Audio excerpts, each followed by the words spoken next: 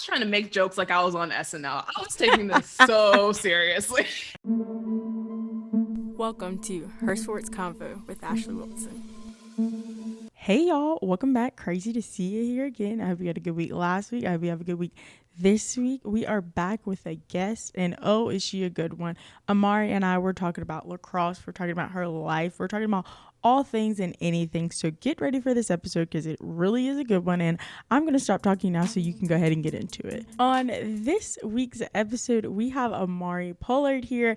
And y'all, I could go off on the list of things she does, but it's just so much that like we'd be here for like another 17 minutes. But I'm going to just say she's a writer. She's a commentator. She's just killing it out here. So thank you so much for being up here with us, Amari. Oh my gosh. No, thank you. You make me sound a lot more awesome than I am. So thank you for having me. No, we have an awesome people only policy over here at Her Sports Convo. It's anyone else, we're just like, no, thanks. But no, I'm glad I made the cut. Yeah, so you do so much, and she doesn't just do a lot in sports. She's dipping her toe in a lot of buckets, and that was one thing that really interests me her because if y'all know, if you've been here a while, you know I really like to get off topic. Like my brain just can't operate in straight lines, and that's the stuff I leave in there, not the stuff I cut out. So if you would just tell me about, you cover sports, you cover culture, you cover wellness, like what made you want to write about all these different things? Yeah, I think I'm just a curious person and kind of like you said, just like interested in a lot of things. And I don't like the idea of kind of, I know everyone kind of sometimes emphasizes having in like a niche or like a certain area, but I like the idea of just being able to talk about whatever I want to talk about and kind of follow where my interests take me. And I feel like it's really helped me in the long run because I haven't pigeonholed myself too much.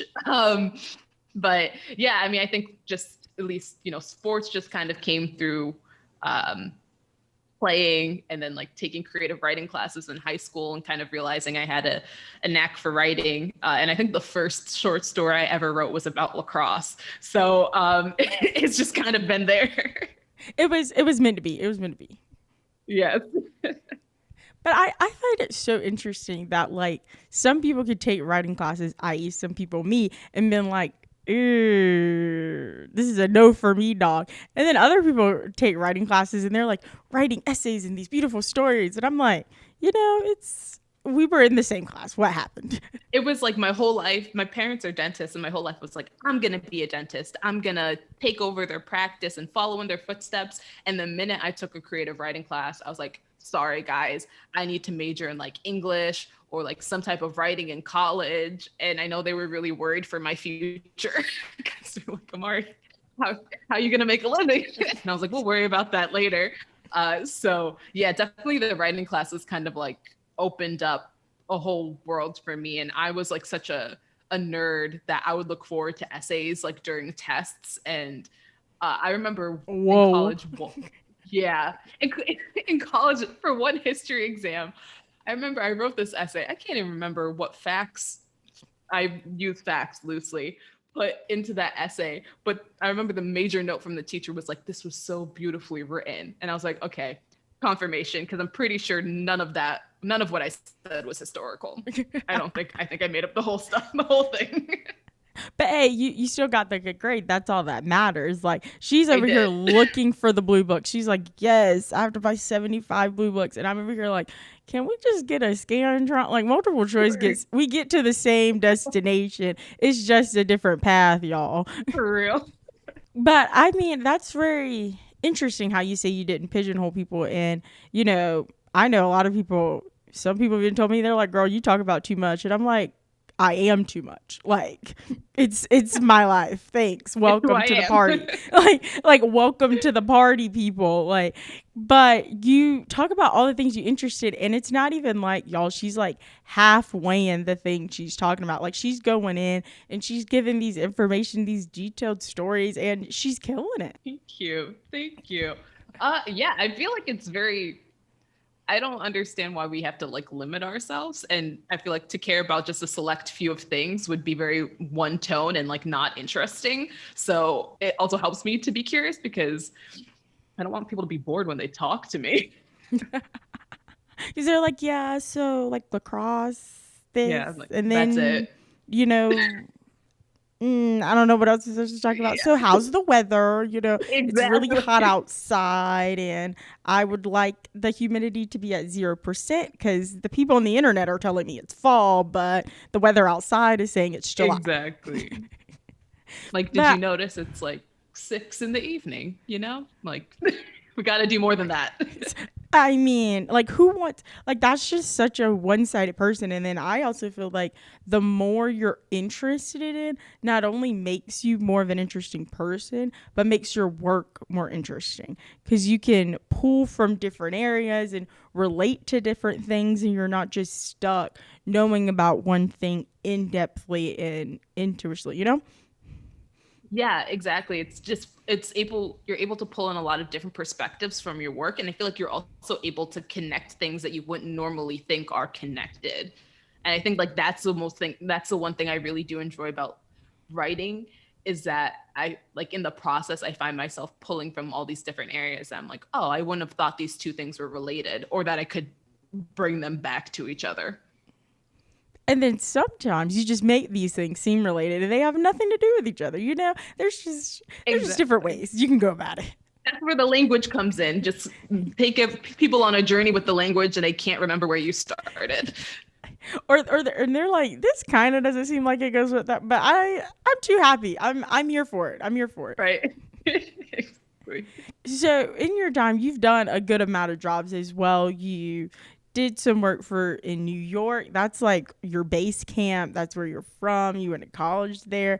Tell us about that time in New York. Yeah, I mean, well, I grew up right outside of Syracuse, New York. So, I mean, it's interesting when you talk to people in like New York City, they're like anything above New York City is upstate, and I'm like, not exactly, guys.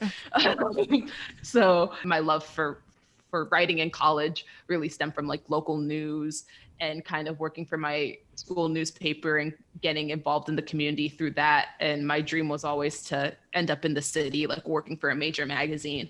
And so after working at my local newspaper, Syracuse.com, I was able to get a job at The Week magazine doing their social media. And I thought that was like one of the coolest things ever because I was going to all these events and meeting all these editors and getting free tickets to music festivals. And it was pretty fun. You're like, this is the life. As Hannah Montana said, hold on tight. Yes. I'm like, this is a life. I'm struggling a little to make rent, but this is fun. Everything else is fun. You were dipping your toe, like social media. And that was a time when like everyone was like, if you know how to use an app, please work for me. Like, cause it was new, it was hot. And now they're like, we want the 50-year-old who knows how to do social media. So like you were a hot commodity during that time.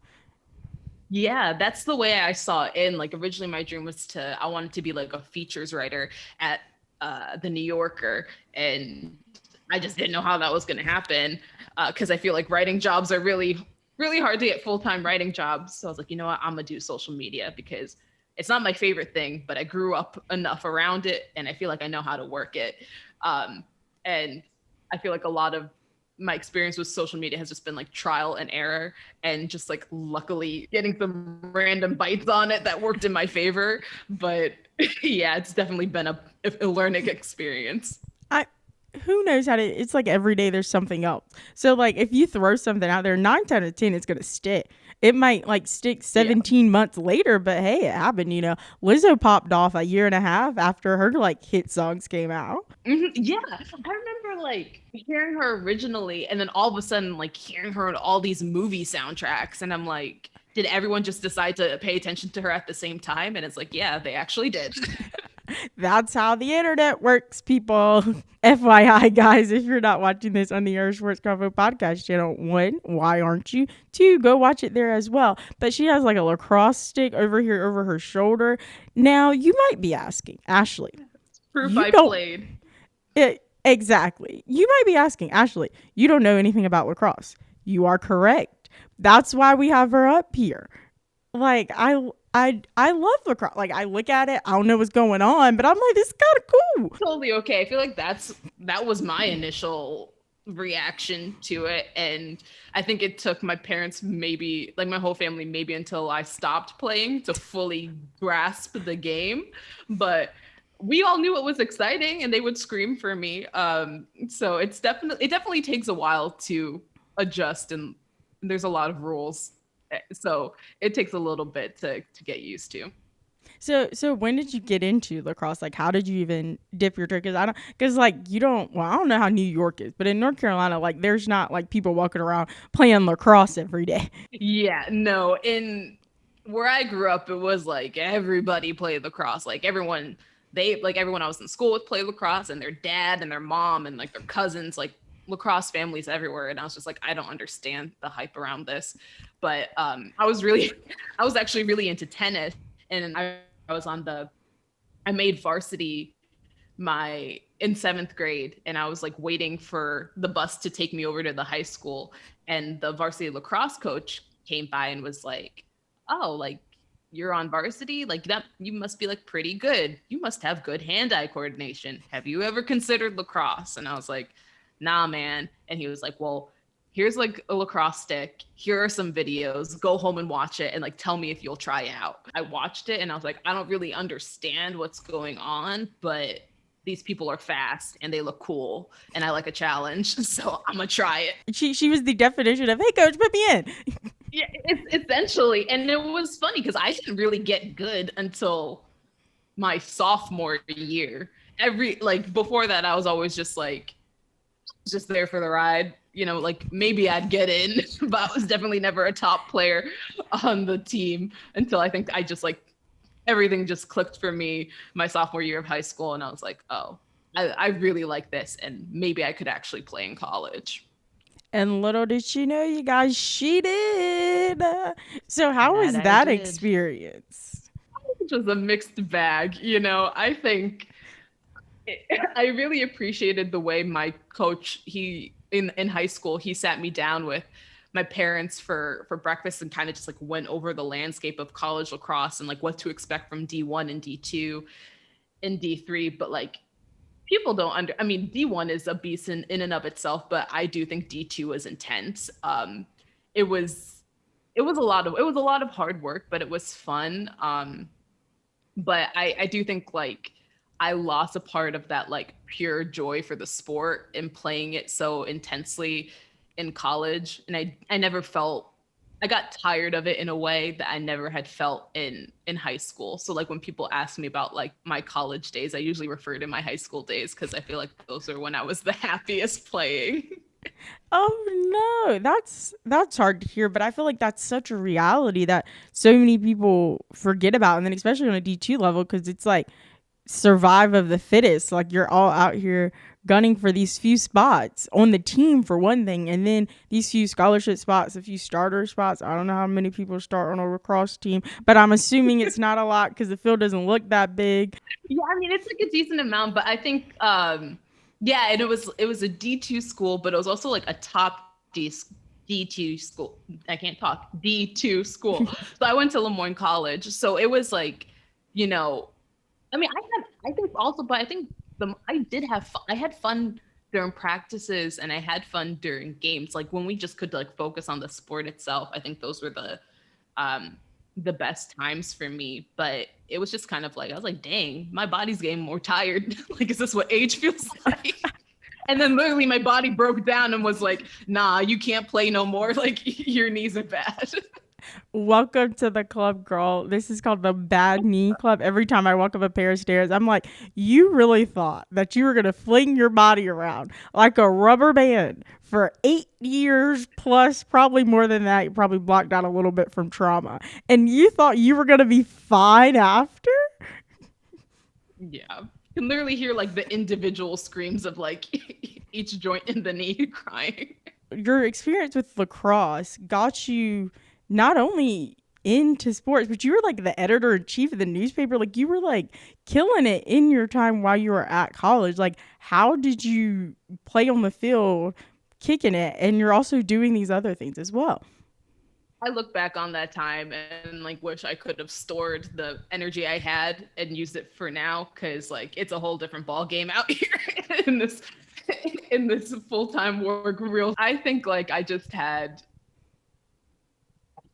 I don't know, like a dumb level of ambition and was like, I need to do it all. I need to do it to the best of my ability. And I didn't sleep really, and I didn't go to a lot of parties. I also like look back on college, was like, girl, you should have had fun, because you didn't have as much fun as you could have.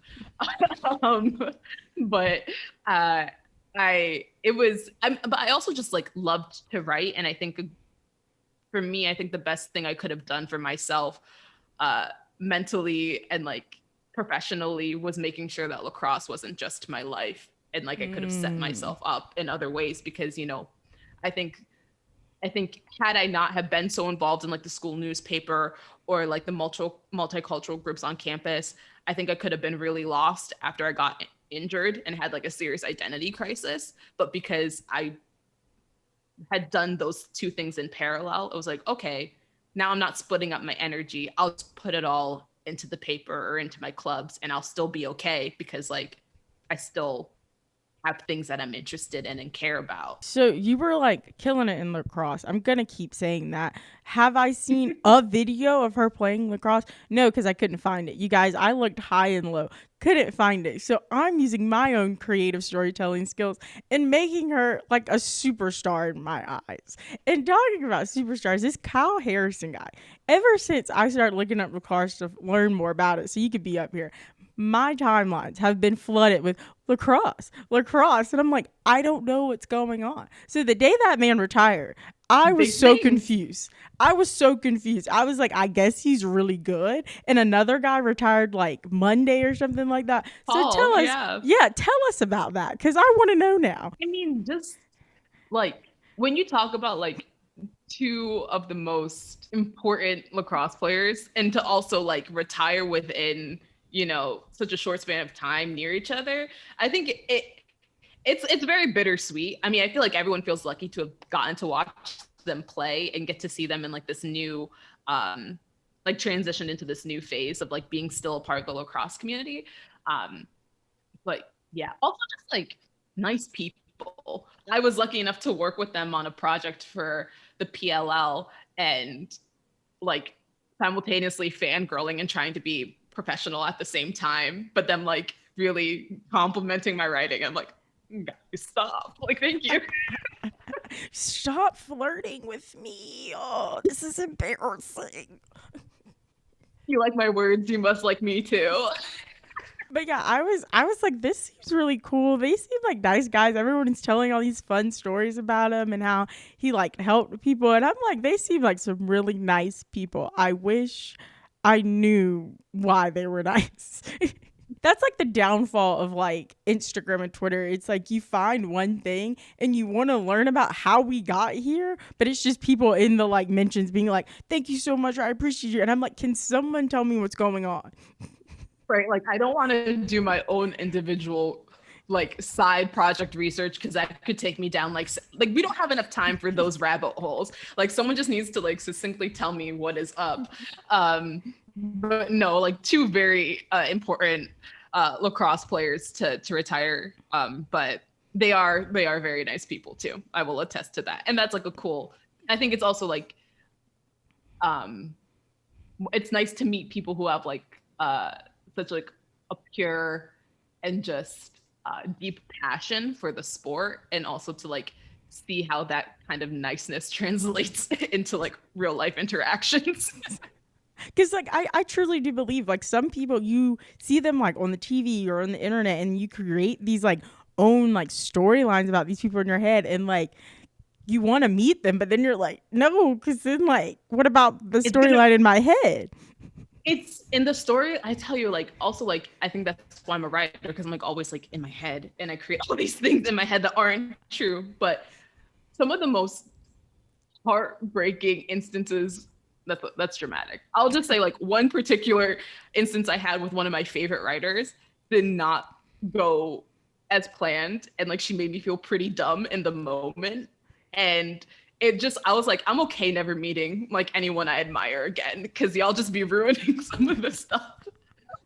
thought about it. I can't even, it scarred me to the point where I look at the book and I just get sad. You're like, can we just cancel this book? Can we like get it off every shelf, off the internet, burn them in a pit somewhere, and let's just never cross this bridge again?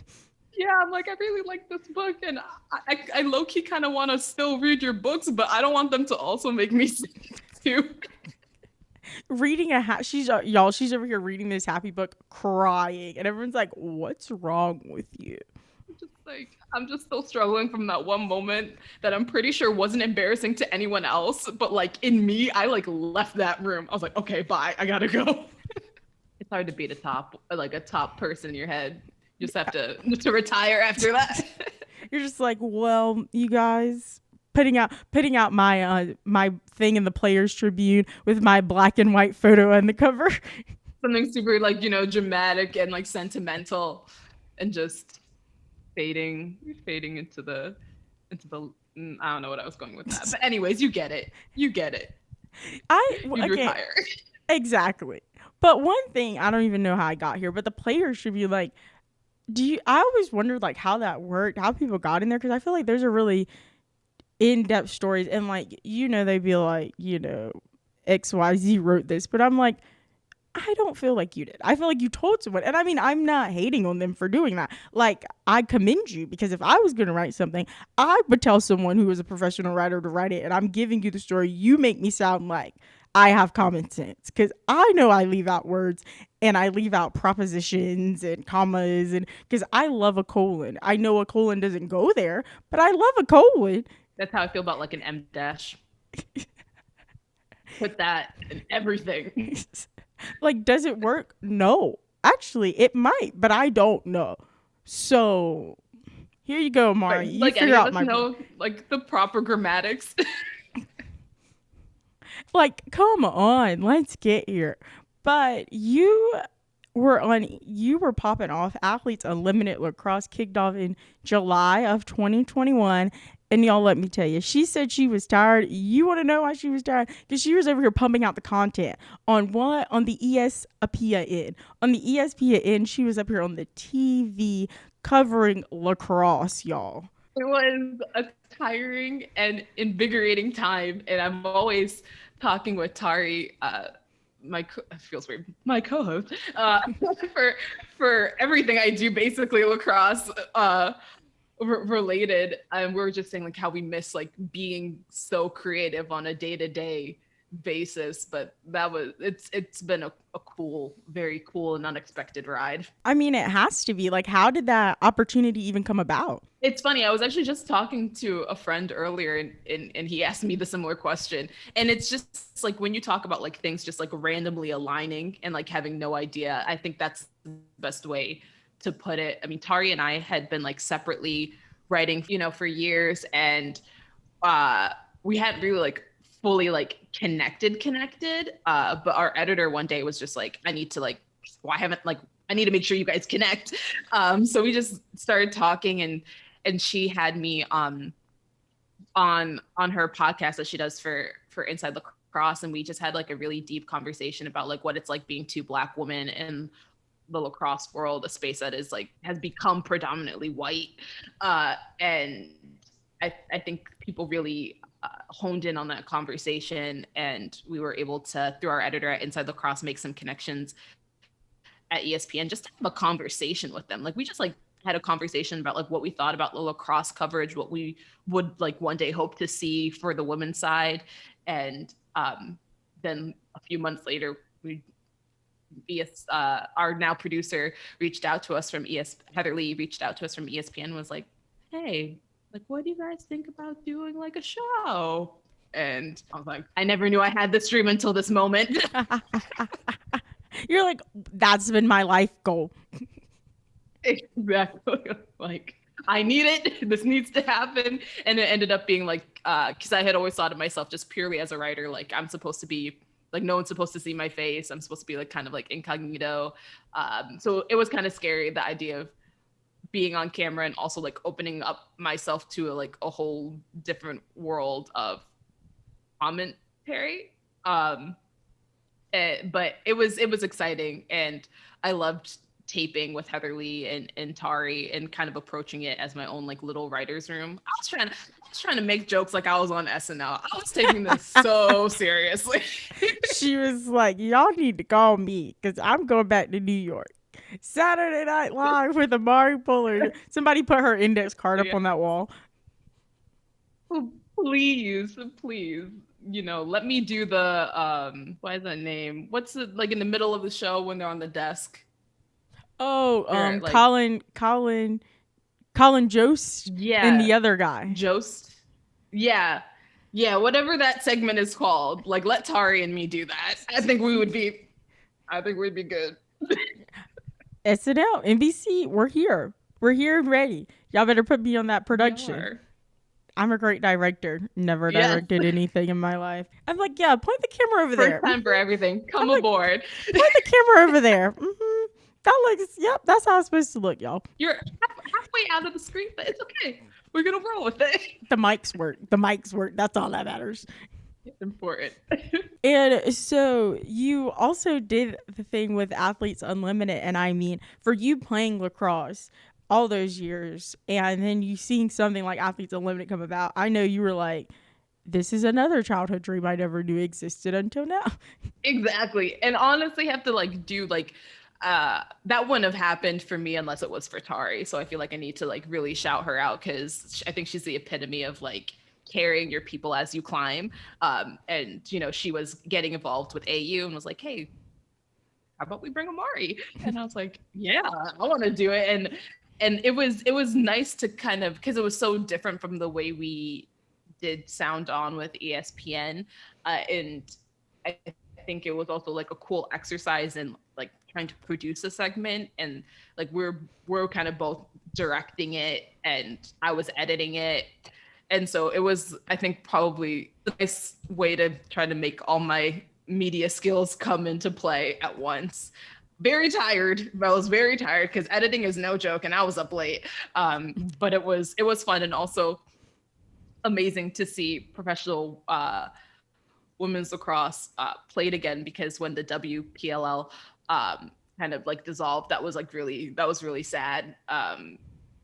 And I wrote about a few of the players when that was happening. And so it was nice just to see it come back. And then it like came back in the best fashion ever. Like they're doing it their own way. They have so much control. And I feel like that's something that, when you're an athlete, that's something you have to give up. Like I always say, as like the NFL season just started, and like those people, they were there for 6 weeks. And then at one day, someone was like, you're not on the team. And now you don't have a job. Like you have to figure out something else. And that's just so insane to me to think that people do that for their love and their passion of their sport. Yeah. I think originally as someone who's going to be commentating on it, I was a little scared by the structure because it was just so new and it was a lot to kind of absorb. But like you said, it's just such a cool way to put the power back in like the athlete's hands.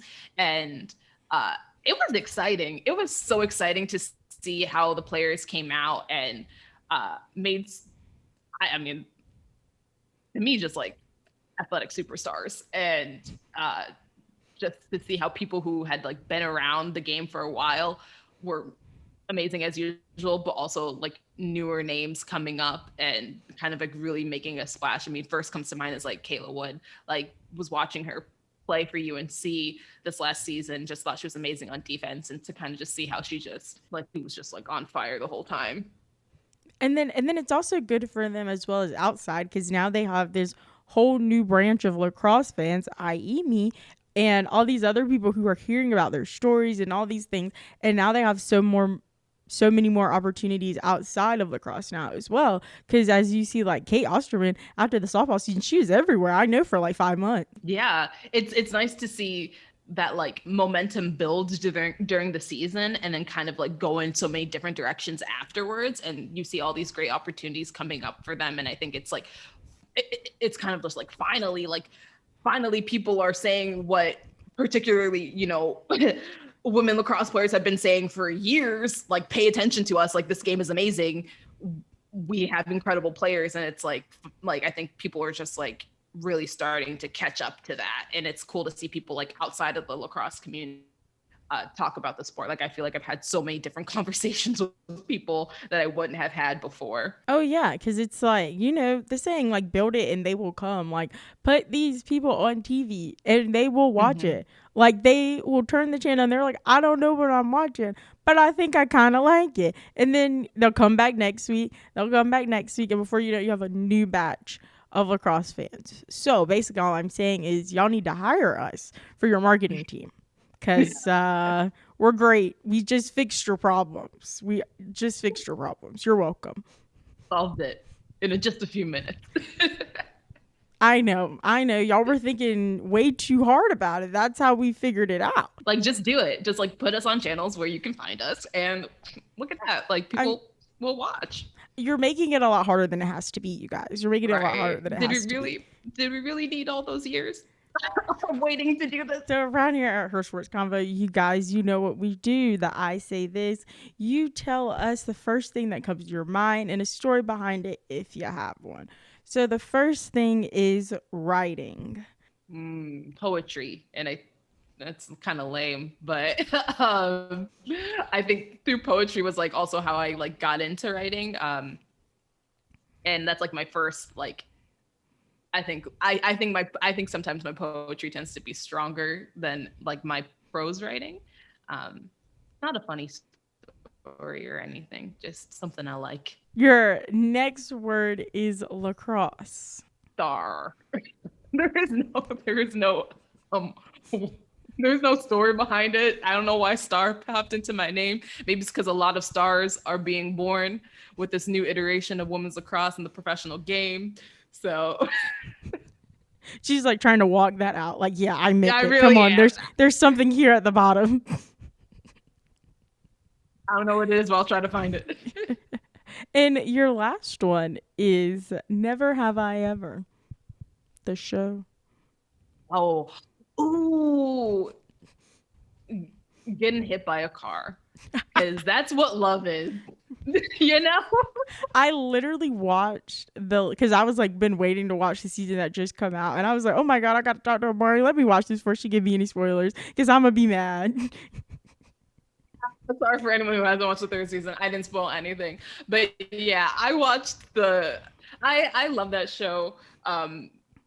Like a lot of people love Mindy Kaling, and yeah, this season was a whirlwind, and I'm like really curious to see where they take it. But yeah, literally, I watched the show, and I'm like, this little girl gets on my nerve, but I'm still cheering for her. Why? I don't know. Right?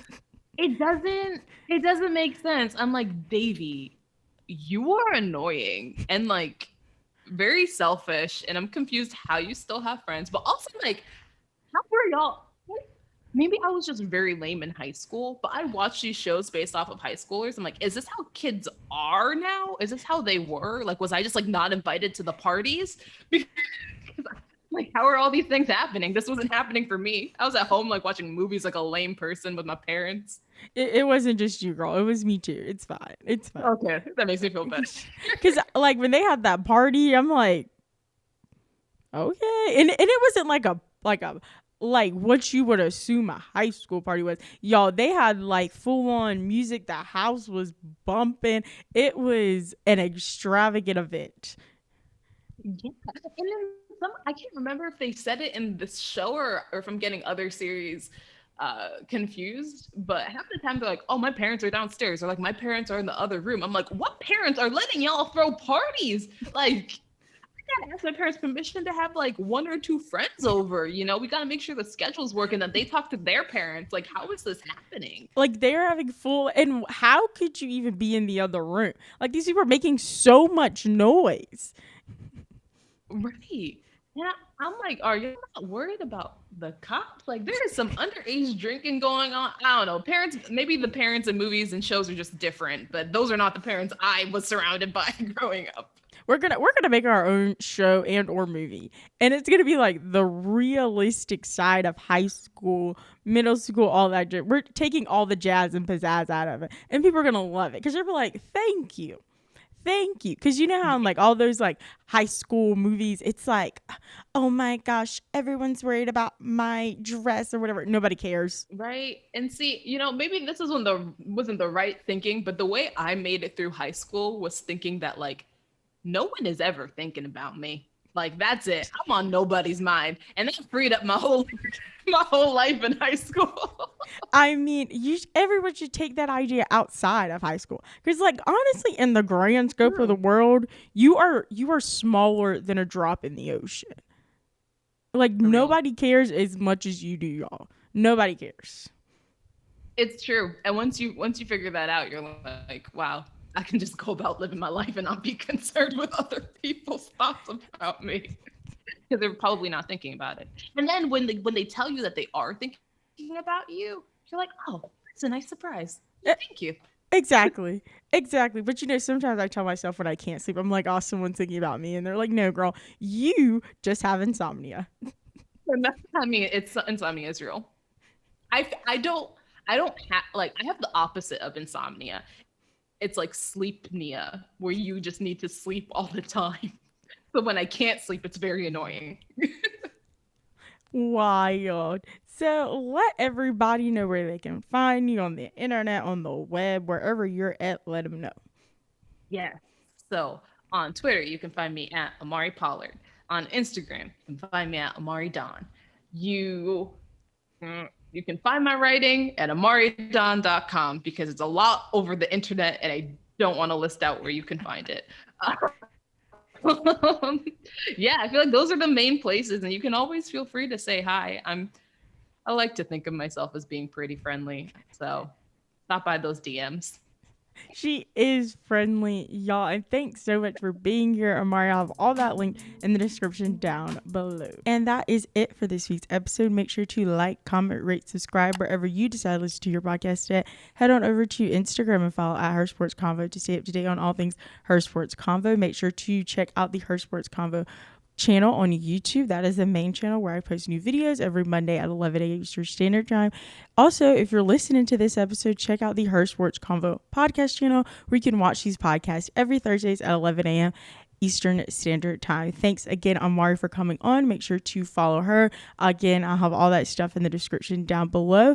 And as always, be safe, have fun, and don't be afraid to join the convo.